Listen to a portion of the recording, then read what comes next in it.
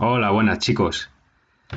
Este va a ser el último vídeo de la unidad 3 y como siempre hacemos, al final de cada unidad, de cada tema, pues dedicamos un vídeo a explicar cómo se realizan los ejercicios prácticos que pueden caer tanto en el examen de selectividad como en mis exámenes. ¿Vale? Aunque también vamos a ver de pasada qué temas pueden caer y qué conceptos también. ¿Vale? Entonces, entre los temas a desarrollar pueden caer los siguientes, ¿vale? Las cuencas fluviales y las vertientes hidrográficas de los ríos peninsulares, el caudal y el régimen fluvial de los ríos peninsulares, las zonas húmedas, bueno, aquí los tenéis todos. Conceptos, bueno, pues son exactamente pues cerca de 20 conceptos, ¿vale? Menos de los que os había puesto al principio del tema. Y nada, vamos ya con los prácticos, que es la cuestión principal por la que estoy grabando este vídeo. ¿Qué prácticos pueden caer? Pues en primer lugar un mapa de España, en el que pueden aparecer las distintas vertientes hidrográficas. Pueden aparecer con nombre o no, y vosotros mismos las tenéis que saber ya, dónde se encuentra cada una, ¿vale? Puede aparecer así el mapa, sin que ponga aquí vertiente atlántica, vertiente mediterránea, vertiente cantábrica, tenéis que saberlo ya. O las cuencas también, aquí no se incluyen los nombres de las cuencas, eso lo tenéis que saber ya, y os hacen una serie de preguntas sobre ese mapa, ¿vale? Un ejemplo sería un mapa de vertientes y cuencas hidrográficas y os realizan estas 5 preguntas, ¿vale? Primero, nombrar de norte a sur las cuencas de la vertiente mediterránea o de otra vertiente, la que sea. B, describan las principales características de la vertiente atlántica. Os piden describir las características, esas de cada vertiente, esas que tenéis en el libro, en la parte referente a las vertientes, ¿vale? Luego, ¿qué diferencia los ríos de la vertiente cantábrica de los de la vertiente mediterránea? Explicar las causas de la disimetría entre vertientes y luego explicar las razones de la inexistencia de redes fluviales importantes en los archipiélagos Balear y Canario. ¿Vale? Bueno, la primera pregunta, nombrar de norte a sur las cuencas de la vertiente mediterránea. Voy a nombrar todas las que hay aquí. ¿Vale? Aquí las cuencas interiores de Cataluña, la cuenca del Ebro, la cuenca del Júcar, la cuenca del Segura y las cuencas mediterráneas andaluzas. ¿Vale? Aquí se encuentran las cuencas cantábricas, la cuenca del Miño y la cuenca atlántica gallega, perdón, la cuenca del Miño y Sil, la cuenca del Duero, la cuenca del Tajo, la del Guadiana y la cuenca del Guadalquivir. ¿Vale? Pues las tenéis que saber de memoria. Y bueno, nombráis. Antes de nada, pues hacéis una pequeña introducción y indicáis, o sea, dejáis claro que sabéis qué tipo de mapa es este, ¿vale? Y cuáles son las otras vertientes por las que no os preguntan, pero vamos, las decís también, ¿vale? Para dar apariencia de profesionalidad, ¿vale? De que sabéis, de que controláis el tema y de que sabéis perfectamente interpretar un mapa como este, ¿vale? Nos encontramos ante un mapa temático que representa las distintas cuencas y vertientes hidrográficas de España. La vertiente cantábrica en verde claro, la atlántica en blanco y la naranja y la mediterránea en naranja, ¿vale? Luego, os preguntaban cuáles eran los ríos principales de la vertiente atlántica. No, bueno, que describierais, perdón, las principales características de la vertiente atlántica. Pues primero decís cuáles son los ríos de la vertiente atlántica, los ríos principales, claro, no todos. El Miño, el Duero, el Tajo, el Guadiana y el Guadalquivir. Y decir las características de la vertiente atlántica. Pues está formada por ríos mayormente largos, ¿vale? A diferencia de los de la vertiente cantábrica, su fuerza erosiva es escasa. ¿Por qué? Porque su nacimiento en la montaña no se encuentra tan próximo a la desembocadura en el mar, ¿vale? En la vertiente cantábrica, la cordillera cantábrica, que es donde nace la mayor parte de sus ríos, está muy cerca de la costa, por lo tanto, estos ríos bajan desde una altura de 1000 y pico metros o de 2000 metros incluso hasta el nivel del mar. Por lo tanto, caen con mucha fuerza, ¿vale? Tienen que salvar un desnivel bastante grande, ¿vale? Por eso su fuerza erosiva es grande y sería más grande de no ser porque aquí hay bastante vegetación en la vertiente cantábrica.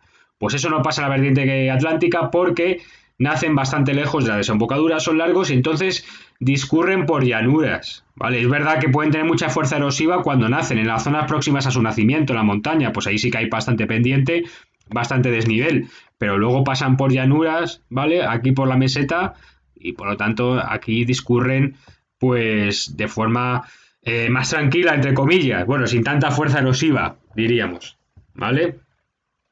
Poseen numerosos afluentes estos ríos, su caudal es abundante, pero su régimen fluvial es irregular. ¿Por qué? Porque pertenecen en su mayoría a la zona climática mediterránea, ¿vale? Como sabéis, la mayor parte de la península ibérica pertenece a la zona climática mediterránea y por lo tanto las lluvias son escasas, especialmente en verano, ¿vale? Y los ríos son bastante irregulares. Este también es el caso y por eso estos ríos sufren estiajes en verano y crecidas en otoño, invierno o primavera. Luego, nos pedían diferenciar los ríos de la vertiente cantábrica y los ríos de la vertiente mediterránea. Pues nada, los ponemos, los comparamos, ¿vale? Vemos cómo su caudal, su longitud, su caudal, su regularidad, su fuerza erosiva, ¿vale?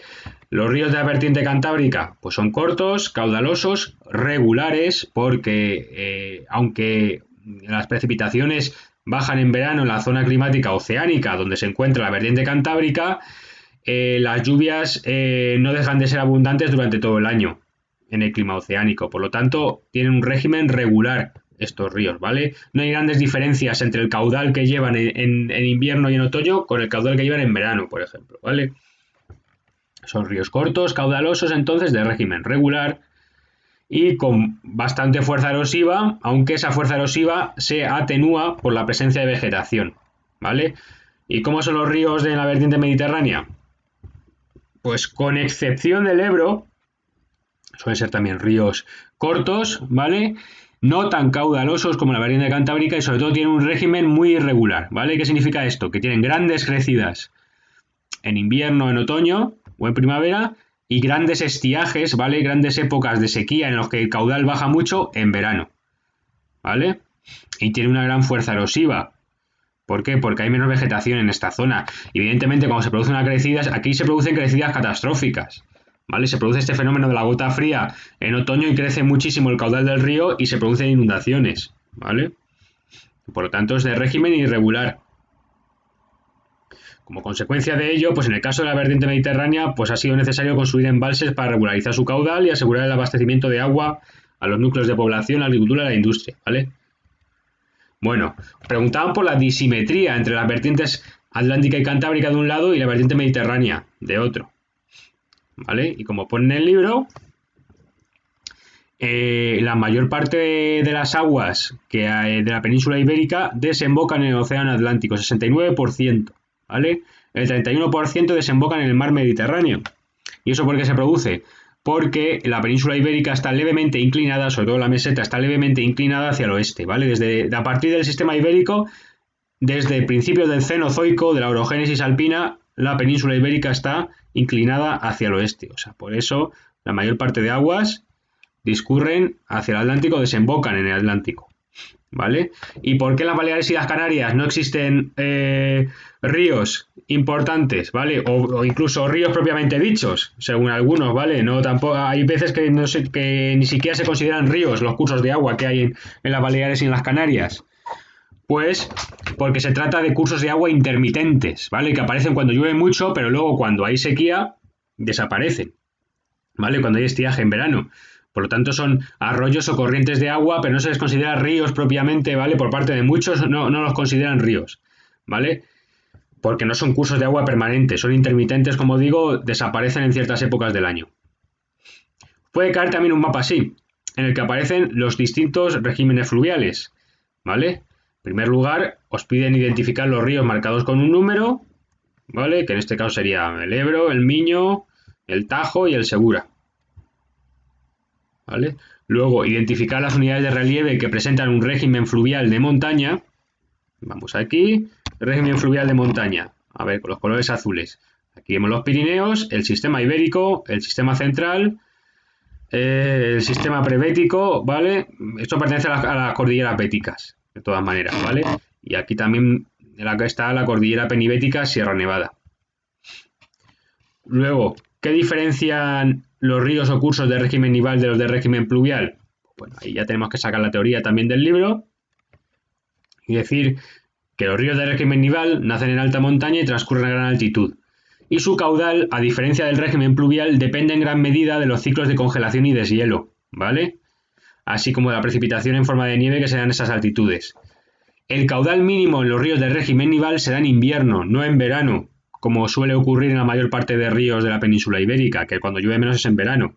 Pues en la montaña, como en invierno el agua se congela, es como si no lloviera, no aumenta el caudal porque se congela el agua, ¿vale? Por eso los mínimos se dan en invierno, ¿vale? Y los máximos cuando se dan, cuando se produce el deshielo, en primavera, ¿vale? Los ríos de régimen pluvial pues son aquellos cuyo caudal depende de pluvial de la lluvia, ¿vale? O sea, por eso el caudal máximo de esos ríos se produce ¿cuándo?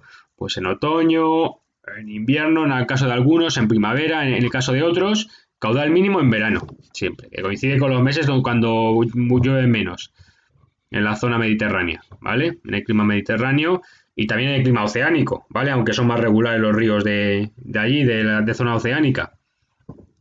Bueno, luego se os pide nombrar 2 ríos de régimen pluvial oceánico, 2 ríos de régimen pluvial mediterráneo y 2 ríos de régimen pluvial mediterráneo continentalizado, ¿vale? 2 ríos de régimen pluvial oceánico, el Miño y el Nalón, por ejemplo, ¿vale? Régimen pluvial oceánico, Miño y el Nalón, aquí, ¿vale? Luego, 2 ríos de régimen pluvial mediterráneo puro, el Turia y luego también el Ebro, aunque el Ebro en su curso alto, ¿vale? Cercano a su nacimiento, tiene un régimen pluvial oceánico, ¿vale? Pero bueno, la mayor parte del río, la mayor parte de su recorrido es régimen pluvial mediterráneo puro. Y luego, por último, 2 ríos de régimen pluvial mediterráneo continentalizado. Pues podemos decir, por ejemplo, el Guadiana y el Guadalquivir. Puede ser también el Tajo, el Duero. Tenéis aquí para elegir muchísimos, ¿vale? Y bueno, luego se os pide calcular el caudal relativo y la irregularidad interanual de 2 ríos, ¿vale? ¿Qué se hace para calcular el caudal relativo? Bueno, aquí se nos dan el dato de caudal medio anual. Pues tenemos que multiplicar por 1000 el caudal medio anual y dividirlo entre la superficie de la cuenca, ¿vale? ¿Y qué tenemos que hacer para calcular la irregularidad interanual? Pues dividir el máximo anual entre el mínimo anual. El máximo anual ha sido de un grupo de años, de un periodo de tiempo determinado, han sacado el año donde había más caudal, donde ha habido más caudal medio y año en el que ha habido menos caudal medio, ¿vale? Y entonces luego se divide y se ve así la irregularidad, ¿vale? En el caso del caudal relativo, a ver, poner en comparación el caudal medio anual que tiene ese río con la superficie de la cuenca, ¿vale? Pues aquí salen menos de 5, o sea que es un caudal relativo escaso, ¿vale? Es un caudal relativo escaso porque es menos de 5. Si estuviera entre 5 y 15 sería un caudal relativo medio y si fuera superior a 15 sería un caudal relativo elevado, ¿vale? Eso lo tenéis en la página 84. Luego, el caso del río Manzanares serían 2,62 litros por segundo, también es un caudal relativo escaso. La irregularidad se calculaba dividiendo el máximo anual entre el mínimo anual, ¿vale? Si el resultado os da igual que 3 o menos que 3, pues sería un río regular, ¿vale? Con regularidad. Si está entre 3 y 7, decimos que tiene cierta irregularidad y si es mayor que 7, tiene una clara irregularidad, ¿vale? Tanto el río Tormes como el río Manzanares, fijaos hasta dónde llega la irregularidad, hasta 38,17 el valor, ¿vale? Es muy irregular este río, ¿vale? Fijaos que el caudal medio anual en un año estuvo en 0,29 metros cúbicos por segundo, ¿vale? O sea que normal que aparezca este resultado. Puede caer también un mapa con la distribución de distintas especies vegetales, también con la distribución de los acuíferos, que los acuíferos son estas reservas de aguas subterráneas que se encuentran sobre todo en terreno o bien de arena y grava, ¿vale? Que es un tipo de roca que aparece en las cuencas de los ríos junto a la arcilla, pero en la arcilla no, en las zonas arcillosas no hay acuíferos porque la arcilla es impermeable, pero cerca de las zonas arcillosas hay también arena y grava y ahí en esas zonas sí que hay acuíferos, ¿vale? Y se dan los llamados acuíferos detríticos, ¿vale? Luego en las zonas de roca caliza, la roca caliza es permeable, por lo tanto también hay acuíferos, se puede filtrar el agua y se forman aguas subterráneas, ¿vale? Acuíferos de aguas subterráneas. Eso se llaman los acuíferos carbonatados, ¿vale? Por ese carbonato cálcico que tiene la caliza. Y por último, en la zona de roca silicia, pues no hay embalses porque la roca silicia es poco permeable al agua. Bueno, y ya vamos al siguiente tipo de práctico, que sería comentar un hidrograma, comentar un gráfico del régimen fluvial de un río determinado. ¿Vale? ¿Qué tenéis que hacer aquí? Primero, hablar de los rasgos generales. ¿Qué tipo de gráfico es y qué muestra tanto el eje vertical como el eje horizontal? ¿Vale? Primero definir qué es un hidrograma, qué es un gráfico del régimen fluvial de un río, ¿vale? Y decir qué significa el eje vertical y el eje horizontal. Estos hidrogramas los tenéis, como he comentado en clase, en las páginas 100 y 101 y se comentarían de esa manera. Primero, tal como he dicho, citar qué tipo de gráfico es y qué muestra tanto el eje vertical como el horizontal. Luego, citar la fuente de los datos de ese gráfico, si hay algún Instituto Nacional de Estadística, algún instituto de geografía que ha emitido ese gráfico, ¿vale? En este caso no aparece nada por aquí, de la autoría ni de la fuente, o sea que nada. Luego, decir también la altitud, si aparece el río y el lugar al que corresponde, ¿vale? Como sabéis, siempre os va a aparecer el nombre del río con la estación de aforo donde se ha medido el caudal de este río, ¿vale? La estación de aforo se encuentra en la localidad de Miranda de Ebro, ¿vale? En este caso, que se encuentra en la provincia de Burgos. El caudal medio anual, ¿vale? Aquí os aparece como caudal medio, pero hay veces, muy importante esto, que aparece con el nombre de módulo, ¿vale? Es el caudal medio anual. El caudal relativo, si es que aparece, que hay veces que pone caudal relativo, otras veces pone módulo relativo. Y luego, la superficie de la cuenca también se aparece. En este caso no aparece la superficie de la cuenca, ¿vale? En otro tipo de hidrogramas sí que aparece aquí la superficie de la cuenca, por ejemplo, ¿vale? Si se sabe a qué vertiente pertenece el río o de qué otro río es afluente ese río, pues se menciona también, ¿vale? Y se mencionan así algunas características de esa vertiente. Por lo tanto, si vamos a este hidrograma de este río, del río Segura en Rojales, tendríamos el siguiente comentario sobre los rasgos generales, ¿vale? Sobre la primera parte del comentario. Nos encontramos ante un hidrograma, un gráfico lineal, que representa el régimen de un río, es decir, las variaciones estacionales de su caudal. En el eje horizontal inferior del gráfico se muestran los meses del año y en el eje vertical el coeficiente de caudal mensual, ¿vale? El valor 1 corresponde al caudal medio anual, por lo que en los meses que se encuentran por encima del 1 el río experimentará crecidas o aguas altas, y en los meses que se encuentran por debajo del 1 el río sufrirá estiaje o aguas bajas, ¿vale? Muy importante esto. La línea que aparece por encima del valor 1 significa que está habiendo aguas altas, que está habiendo crecidas en el río, ¿vale? Aunque haya un bajón, ¿vale? Nos encontramos todavía en crecidas, ¿vale? Estamos por encima del caudal medio. Y la línea que esté por debajo del 1 hace referencia a la época de estiaje, ¿vale? La época en la que el caudal medio del río baja, fijaos aquí, hasta menos de la mitad, ¿vale? De volumen. Pues eso lo mencionamos, ¿vale? Y luego sí que se nos han facilitado datos como el nombre del río, ¿vale? La estación de aforo, el caudal medio anual y la superficie de la cuenca, ¿vale? En este caso sabemos a qué vertiente pertenece el río. Puede ser que no la sepamos, porque no sepamos qué río es el que pertenece el hidrograma que os voy a poner en el examen, por ejemplo, pues entonces no mencionamos nada de la vertiente, ¿vale? No nos arriesgamos a mencionar nada de la vertiente.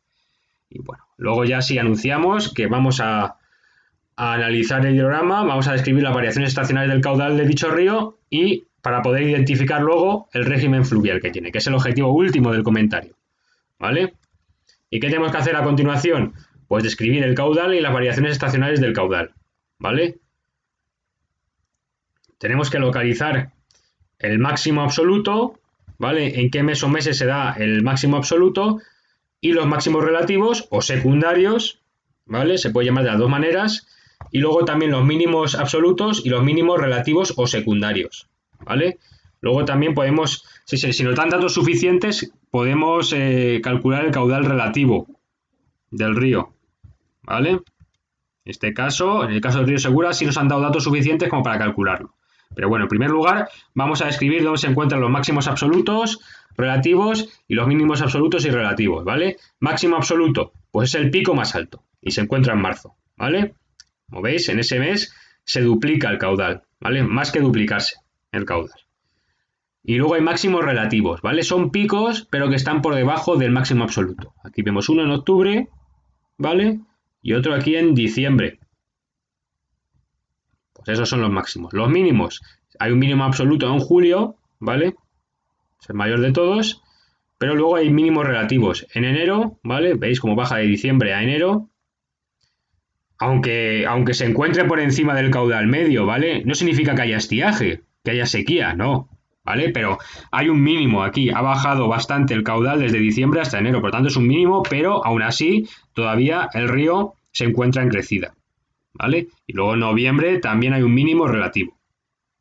¿Cuál es el caudal relativo del río? Pues multiplicamos por 1000, 4,70 y así lo pasamos a litros por segundo.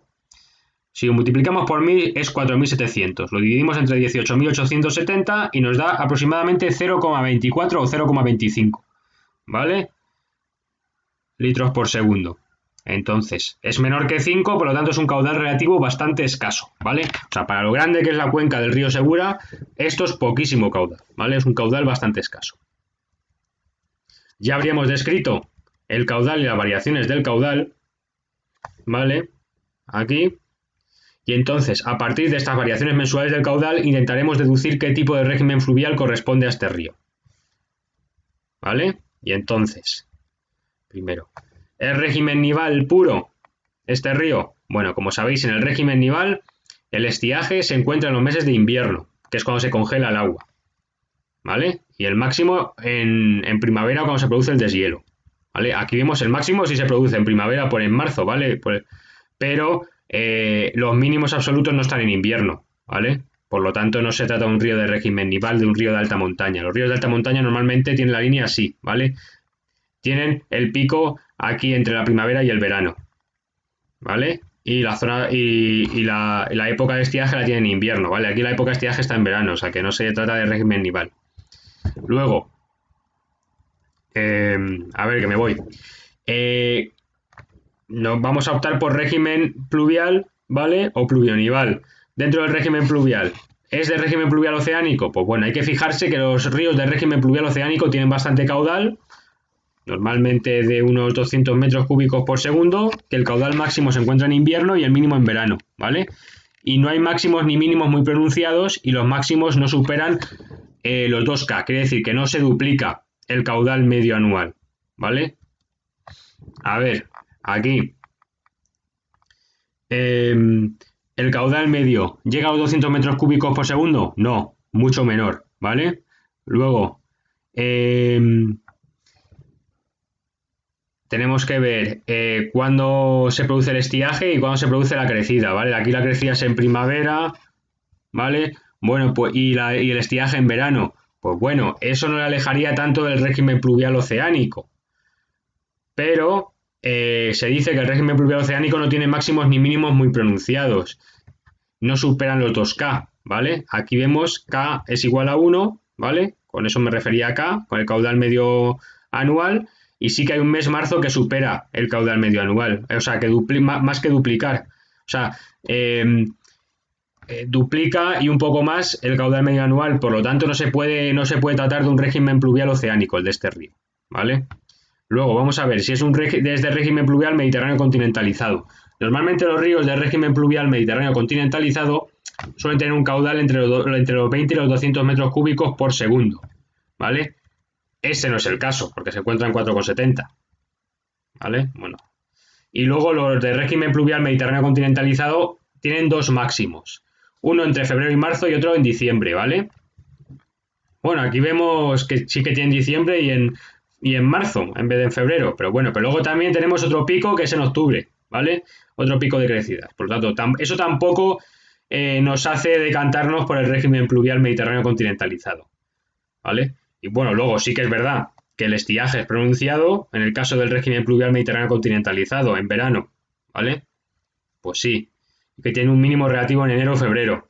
Pues aquí también tiene un mínimo relativo en enero y febrero, pero bueno, ya hemos visto que el caudal tiene que ser mínimo por lo menos de 20 metros cúbicos por segundo, y no lo es en este caso, ¿vale? En el caso del río Segura. Y luego, hemos visto también que tiene que tener, pues, máximo 2 picos, en febrero, marzo y en diciembre, pero aquí hay otro pico más de máximos, que es en octubre. Por lo tanto, no puede ser un río de régimen pluvial mediterráneo continentalizado. ¿Es de régimen pluvial mediterráneo puro?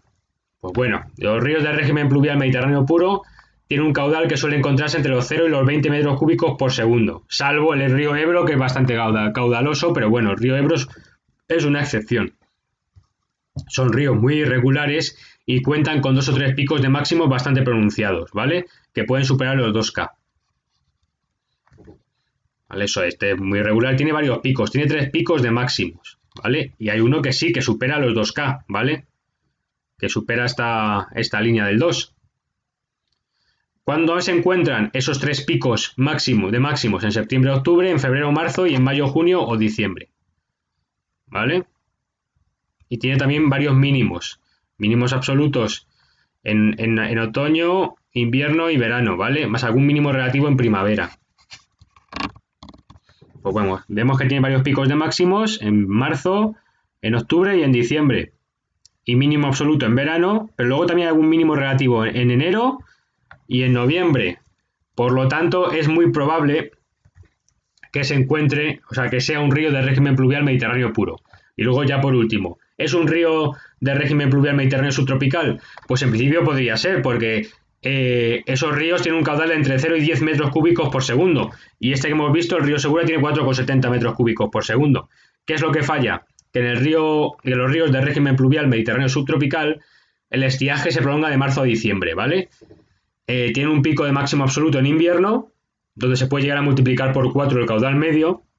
En este caso no pasa, no llega a cuadriplicar, ¿vale? No llega al 4, simplemente supera un poco el 2, ¿vale? El valor 2, o sea, lo duplica y un poco más el caudal medio anual, pero no llega al 4. Y luego, ¿qué pasaba en los ríos de régimen pluvial mediterráneo subtropical? Que lo acabo de decir. El máximo se da en invierno, ¿vale? Se da una crecida muy pronunciada, pero luego de marzo a diciembre hay estiaje. Aquí no hay estiaje de marzo a diciembre, aquí hay estiaje de mayo a septiembre, ¿vale? O sea, que es cuando está por debajo del 1, que es lo que tiene que pasar cuando hay estiaje, ¿vale? Que esté por debajo del caudal medio anual. Entonces, no puede tratarse de un régimen pluvial mediterráneo subtropical. Se trata de uno mediterráneo puro, ¿vale? Este sería el caso y, por lo tanto, lo incluimos aquí, que a partir de estas variaciones mensuales del caudal intentaremos deducir qué tipo de régimen fluvial corresponde a este río. En primer lugar, descartamos que sea un río de régimen nival, pues las aguas en los meses de invierno son altas, superan el valor 1 del caudal medio anual, con lo que apenas existe precipitación en forma de nieve o heladas, ¿vale? El periodo de estiaje se encuentra en su mayor parte en verano, por lo que reduciremos nuestras posibilidades a un régimen pluvionival o un régimen pluvial. El caudal relativo es bastante escaso, por lo que podemos descartar que se trate de un régimen pluvionival, ¿vale? Que son aquellos ríos que están en montaña, que no están en una zona de demasiada altitud, pero en ellos el máximo absoluto se encuentra en marzo y abril y existe un máximo relativo en otoño, pero el caudal suele ser mucho mayor que el de los ríos del régimen mediterráneo, ¿vale? Así que descartamos el pluvionival también. Y entre los tipos de regímenes pluviales, bueno, ya lo hemos dicho, se trata de un río de régimen pluvial mediterráneo puro, ¿vale? Principalmente por la existencia de varios picos de máximos, ¿vale? En marzo, si os acordáis, en octubre y en diciembre. Entonces, ya ponemos la conclusión, y en la conclusión tenéis que decir si se trata de un río de caudal irregular y si requiere obras de regulación para evitar sequías e inundaciones, ¿vale? En el caso de los ríos de régimen pluvial mediterráneo puro y mediterráneo subtropical, es así, ¿vale? Porque como tienen crecidas repentinas y de repente estiajes muy pronunciados, pues es necesario estabilizar un poco el caudal, regularizarlo un poco, ¿vale? Se requieren, lo decimos, obras de regulación para estabilizar el caudal en el transcurso del año, ¿vale? Con el fin de evitar inundaciones y sequías demasiado prolongadas que ocasionen desabastecimientos. Y eso sería la conclusión. Bueno, y nos queda ya la cliserie, ¿vale? tenéis que decir, el objetivo último de una cliserie es adivinar el tipo de montaña al que corresponde esta cliserie, ¿vale? La cliserie que os ponga. Tenéis que fijar también en qué simbolitos aparecen aquí, ¿vale? Norte y sur, ¿vale? Porque os van a marcar qué ladera está en Umbría, cuál es la zona de Umbría, la zona en la que da más la sombra, la que da menos el sol, ¿vale? Que se trata también de la zona más fría y húmeda, ¿vale? La ladera de la montaña que es más fría y húmeda y la ladera de la montaña que recibe más sol, más radiación solar y que tiene menos humedad, ¿vale? La más seca y soleada, que suele ser la que está orientada hacia el sur, ¿vale? En algunos casos os ponen Barlovento y Sotavento, en este caso no os han puesto Barlovento y Sotavento, ni tampoco en este caso, que es el que voy a analizar, ¿vale? De cliserie. ¿Qué tenemos que hacer? Primero, decir qué tipo de gráfico es y qué muestra tanto el eje vertical como el eje horizontal y la leyenda, ¿vale? Nos encontramos ante una cliserie altitudinal, que es un gráfico que representa las variaciones en la vegetación según ascendemos en altitud de una cordillera determinada. En dicho gráfico contamos con una representación esquemática de una montaña en forma de triángulo, ¿vale? En él aparecen los distintos pisos vegetales, es decir, el tipo de vegetación predominante en cada franja de altitud, ¿vale? ¿Qué tipo de vegetación hay predominante en cada franja de altitud? No significa que, por ejemplo, aquí solamente haya encina, pero es la especie vegetal predominante hasta los 1000 metros, por ejemplo. Y bueno, luego hasta los 1400 metros es el roble, luego el haya y luego el matorral. Y luego, ¿qué tenemos en el eje horizontal? Que habría que señalarlo también si hubiera algo. Pues no hay nada en el eje horizontal, así que no lo nombramos. Y sí que nombramos lo que hay en la leyenda, ¿vale? ¿Qué hay en la leyenda? Pues incluyen símbolos, ¿vale? De a qué especie vegetal corresponde cada símbolo, ¿vale? Bueno, y decimos, como en el caso de otro gráfico, a continuación procederemos a describir las variaciones vegetales representadas y a intentar identificar el tipo de montaña a la que se refiere este gráfico. Entonces, lo que tenemos que hacer a continuación es describir la cliserie, ¿vale? Mencionar los pisos vegetales de la cliserie que se te facilita, ¿vale? Si es que pone, imaginaos que pone piso basal, piso subalpino, en el caso de que sea una montaña pirenaica o alpina. O en el caso de que sea una montaña mediterránea, atlántica o canaria, os pondrá piso basal, piso supraforestal, cima, ¿vale? Pues eso lo decís. Pero aquí no aparece nada de esto, no aparece marcado ni el piso basal, ni el piso supraforestal, nada. Aparecen los nombres de las especies vegetales, o sea que eso no lo mencionáis, ¿vale? Y luego hay que explicar por qué la vegetación varía con la altitud, ¿vale? La orientación a los vientos dominantes, si es que pone Barlovento y Sotavento, que aquí en este caso no aparece Barlovento y Sotavento, pero sí que aparece Umbría y Solana, y tenéis que explicar por qué la vegetación es diferente en la Umbría que en la Solana, ¿vale? Veis que es diferente porque en la parte de la Solana los robles enseguida dan paso a los rebollos, ¿vale? Y en la zona de Umbría dan paso al haya, ¿vale? Que el haya no existe en la zona de Solana, en esta montaña, claro. Luego indicar a partir de qué altitud encontramos bosques, matorrales y prados, si es que aparecen, y luego describir algunas características de cada especie vegetal, ¿vale? Simplemente, si es perenne o caducifolia, la humedad que requiere y la tolerancia hacia el frío o el calor que tiene esa especie vegetal, ¿vale? Entonces, decimos, en esta cliserie no aparecen los nombres de los distintos pisos, como he dicho, ¿vale?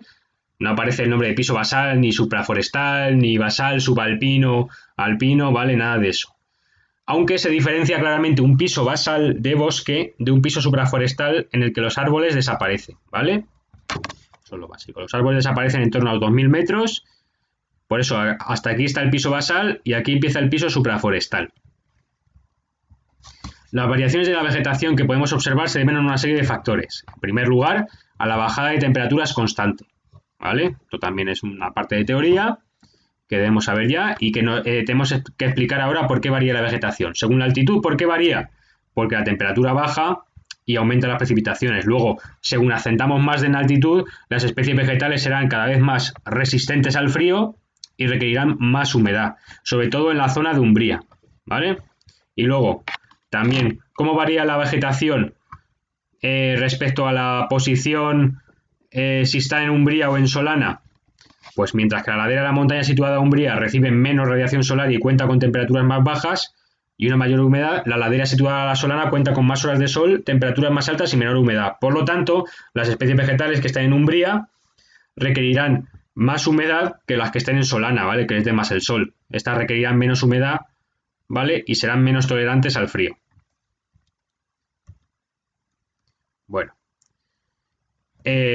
como ya hemos mencionado, la franja ocupada por el bosque se extiende hasta aproximadamente los 2000 metros, altitud en la que empieza el matorral, ¿vale? Decís cuándo deja de haber árboles, dónde se encuentra el límite arbóreo, ¿vale? Y en este caso es en torno a los 2000 metros. Y ahora mencionamos algunas características de cada especie vegetal. Hasta los 1000 metros la especie predominante es la encina, ¿vale? Y decimos algo de la encina. Es un tipo de árbol perenne de gran difusión en toda la península ibérica, especialmente en la zona mediterránea, que se caracteriza por su adaptación a todo tipo de suelos y su resistencia a la sequía, ¿vale? Bueno, lo de los usos no lo decimos, y el aprovechamiento de la madera, eso no hace falta de momento. Luego, a partir de los 1000 metros, se hacen presentes especies arbóreas caducifolias, como el roble, que requiere más humedad, aunque no tolera el excesivo frío, por lo que es sustituido por otras especies. La ladera de Umbría, a los 1400 metros, es sustituido por el haya, ¿vale? Que es más resistente al frío que el roble y que exige gran humedad. Y en la ladera de Solana es sustituido por el rebollo, que es un tipo de árbol marcescente, también resistente al frío, pero que tolera mejor la sequía, ¿vale? Y en torno a los 2000 metros el bosque desaparece a favor del matorral, que es más resistente al frío y a las condiciones climáticas extremas, con especies como la jara, que está asociada normalmente al matorral de Maquia, que es ese matorral de gran altura, ¿vale? Que puede alcanzar los 4 metros incluso, ¿vale? Bueno, más de 2 metros en general, si no me equivoco, y luego el piorno y el enebro. Bueno, y con estos datos intentaremos identificar qué tipo de montaña es, ¿vale? Y bueno, vamos a ir descartando algunas. Para que sea montaña alpina, para que esta montaña se encuentre en los Pirineos,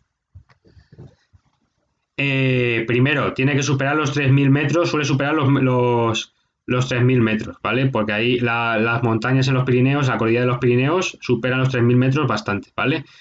En su piso basal suele darse encinas, robles, quejigos o hayas, ¿vale? En el caso de los Pirineos. Bueno, aquí hay encinas, pues puede ser, ¿vale? Pero entre los 2000 y 3000 metros, en la montaña alpina hay prados. Y eso no ocurre aquí, ¿vale? Incluso en los Pirineos hay una zona en la que solamente hay musgos, plantas rupícolas que se llaman, y otra zona que se le llama de nieves perpetuas. O sea que directamente ahí no crece apenas vegetación y eso no ocurre aquí, ¿vale? Por lo tanto, podemos descartar que se trata de una montaña alpina. ¿Es una montaña atlántica? ¿Se trata de la cordillera cantábrica? Pues en la cordillera cantábrica, ¿vale? En la montaña atlántica, que se encuentra en zona de climática oceánica, es una zona de abundantes precipitaciones. Y entonces, en esa zona, entre los 0 y los 1000 metros, ya hay robles, ¿vale? El árbol típico es el roble, en ese caso, ¿vale? No es la encina, es el roble, que es el que requiere la humedad que se da en esa zona climática oceánica, ¿vale? Con precipitaciones abundantes. En este caso lo que hay son encinas, ¿vale? Por lo tanto, no nos podemos fiar de que sea montaña atlántica. El roble, en este caso, aparece a partir de 2000 metros. Claro, según ascendemos en altitud, pues van aumentando las precipitaciones y hay más humedad, es lógico, ¿vale? Pero no se encuentra en el piso basal del roble, se encuentra en la encina. Por lo tanto, eso nos debe alejar de la posibilidad de que sea montaña atlántica. Y luego ya sí que sí, la montaña atlántica normalmente suele tener matorral de landa y prados cercanos a la cima, ¿vale? Aquí no hay prados cercanos a la cima, solo hay matorral. Por lo tanto, no es probable que sea la montaña atlántica. Montaña canaria no puede ser porque no encontramos esas especies endémicas canarias o magaronésicas, como el cardón, la tabaiba, la palmera canaria, el drago, el bosque de laurisilva, la violeta del Teide, ¿vale? No encontramos nada de eso. ¿Es montaña mediterránea? Pues en la montaña mediterránea, en el piso basal, se suele dar matorral o encinas, ¿vale? En este caso son encinas. La encina es un árbol típico de la zona climática mediterránea, ¿vale? Por lo tanto, muy probable que sea montaña mediterránea. El roble, ya os he dicho, aparece ya a los 1000 metros. ¿En la zona mediterránea hay robles? Pues sí hay robles, pero siempre cuando subimos de los 1000 metros, ya claro, ahí ya sí que hay más humedad.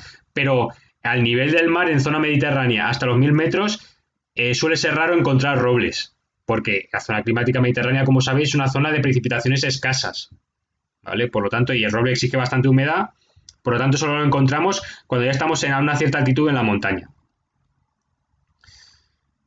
Luego, a partir de los 1200 metros encontramos bosque caducifolio, ¿vale? Robles y hayas, y luego pinares y otras especies hasta aproximadamente los 2500 metros, ¿vale? Y matorrales cerca de las cimas. Bueno, encontramos bosque caducifolio a partir de los 1000 metros, 1200 metros, ¿vale? Es verdad, el roble y el haya son caducifolios. Y luego, pues es posible que pinares, un poco más arriba. Aquí no aparecen los pinares, pero bueno, se cumple con esa condición que decíamos antes. Y luego hay matorral por encima de los 2000 metros, que eso sí se cumple.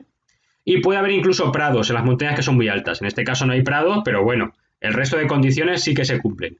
Por lo tanto, se trata de una montaña mediterránea, ¿vale? En este caso, se trata de una montaña perteneciente al sistema central, ¿vale? A la Sierra de Guadarrama, Madrid. Bueno,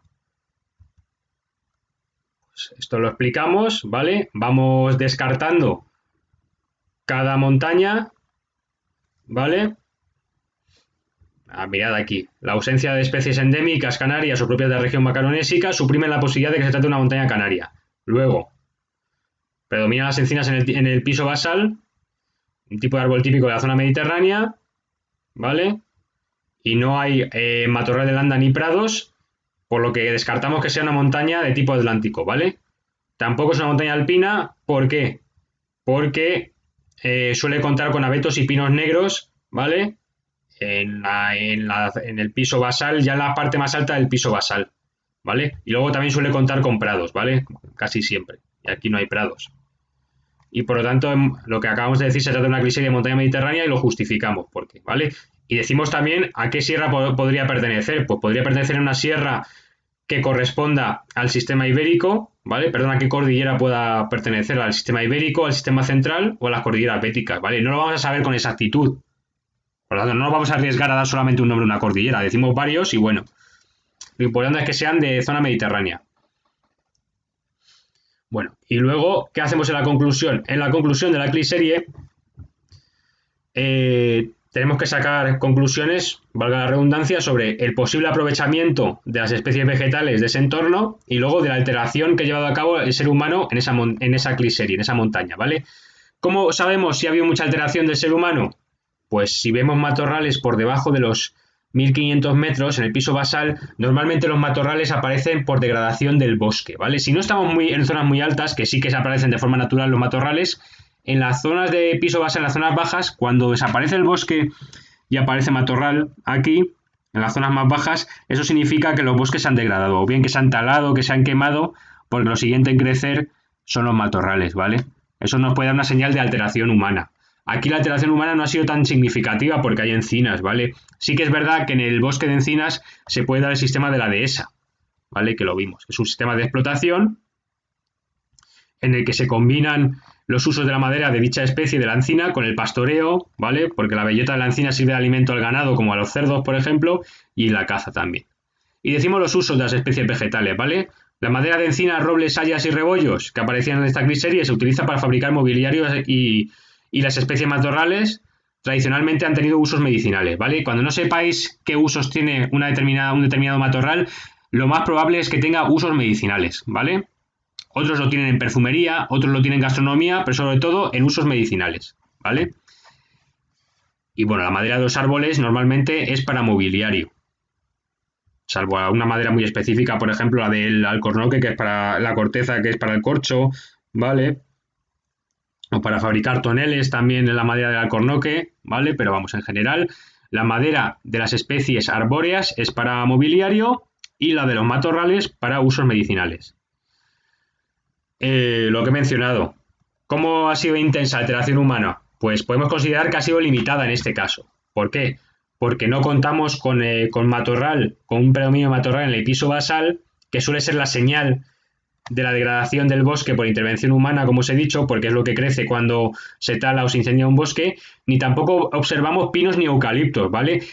Observar pinos y eucaliptos sí sería una señal también de que había una repoblación de especies por parte del ser humano, ¿vale? Que había una alteración humana profunda. Y no la ha habido, ¿vale? Pero mencionamos que como hay muchas encinas en el piso basal, es probable que los encinares hayan sido integrados en el ya citado sistema de dehesa, lo que sí supone una muestra de alteración humana del paisaje, ¿vale? bueno, aquí habríamos terminado ya el comentario de la criserie. Y bueno, nada, espero que se os dé bien el estudio de esta unidad y nada, espero que me preguntéis vuestras dudas. Un abrazo, chicos.